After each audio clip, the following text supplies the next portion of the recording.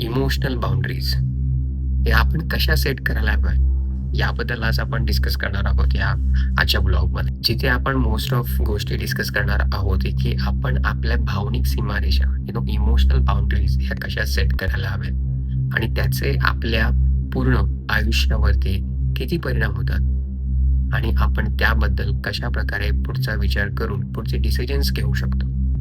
So let's talk about that. What are emotional boundaries?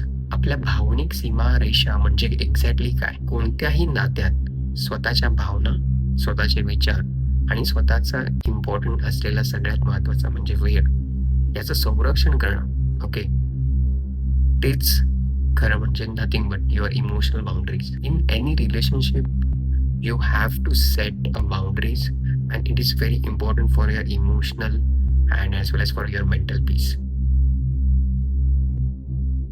कोणत्याही संवादामध्ये जर तुम्हाला कोणतीही गोष्ट हर्ट होत असेल तर इन्स्टेड ऑफ त्याला ती गोष्ट हर्ट करून सांगण्यापेक्षा तुम्ही अशा पद्धतीने बोलू शकता की I really feel hurt when you talk about this, when you talk XYZ, when you talk ABC. So तुम्हाला तुमच्या भावनांना काय फील होते हे तुम्ही एक्सप्रेस करून जेव्हा सांगाल तेव्हा समोरच्या व्यक्तीला कळतं की okay, this is where I belongs, something wrong has happen from my side. So stay calm, stay firm and stay politely. तुमचा मुद्दा हा शांतपणे, ठामपणे आणि समोरच्या व्यक्तीला न दुखावता तुम्हाला सांगता येईलच. जर गरज पडलीच ओके मला त्या कन्व्हर्सेशन मध्ये आता नाही थांबायचं, सो सिंपलपणे आपण असं म्हणू शकतो की मला थोडा वेळ द्या, आपण थोड्या वेळानंतर बोलू. कारण हे वाक्य give me some time, I need to think about whatever happens, give me some time. So the time, तुम्ही तुमच्या वेळेला महत्त्व देताय.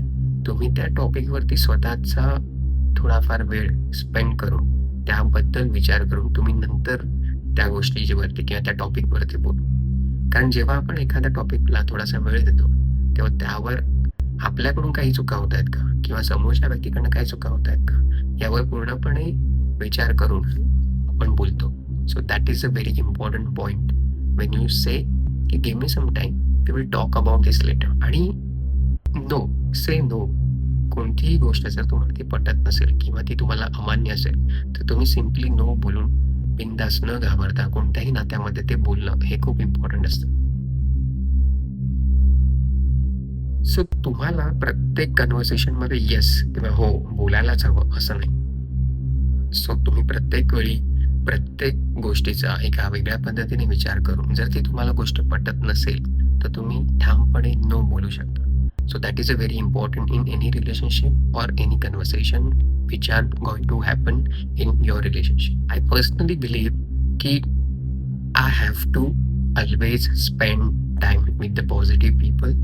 जी लोक सकारात्मक आहेत ओके, त्यांच्यासोबत आपण जर जास्त वेळ घालवला तर ती सराउंडिंग आपण एक खूप चांगली बिल्ड करू शकतो आणि त्याचा फायदा हा आपल्या आयुष्यात नक्की होतो. सो इमोशनल बाउंड्रीज म्हणजे स्वतःला दुसऱ्यापासून दूर करणं असं होत नाही.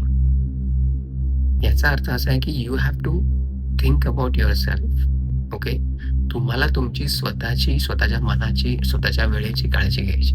म्हणून तुम्हाला तुमची इमोशनल बाउंड्रीज सेट करणं हे खूप इम्पॉर्टंट असतं. सो हा सिम्पल एक साधा व्हेरी डीप वाला वी कॅन से खूप नाजूक गोष्ट असते इमोशनल बाउंड्री सेट करणं. कधी कधी आपण कोणत्या भावनेमध्ये किंवा कन्व्हर्सेशन्समध्ये any kind of a relationship आपण हो बोलून देतो.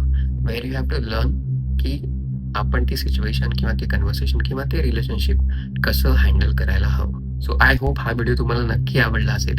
या पूर्ण व्हिडिओमध्ये आपण एक इमोशन्स ओके, आपल्या रिलेशनशिपच्या नात्यांबद्दल किती आपण डीपली विचार करतो आणि त्याचा आपण सांभाळ करतो आणि बोलताना किंवा आपल्या वागणुकीमध्ये आपण कोणत्या गोष्टी या कार्यरत आणल्या पाहिजे, त्याने प्रत्येक रिलेशनशिप हे खूप चांगल्या प्रकारे आपलं राहू शकतं. Okay, so just don't watch, implement, then only this video gonna effect or have some value in your life. Thank you so much. So like, share आणि सबस्क्राईब करायला विसरू नका. थँक्यू.